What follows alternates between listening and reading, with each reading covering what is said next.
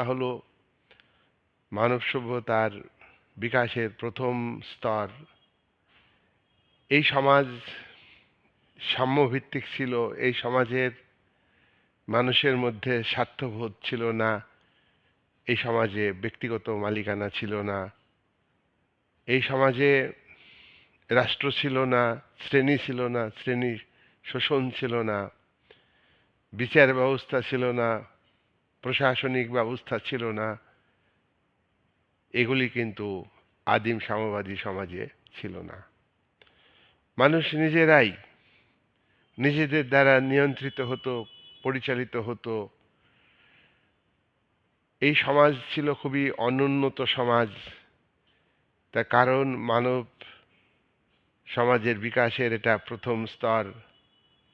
এই আদিম সাম্যবাদী সমাজে মানুষের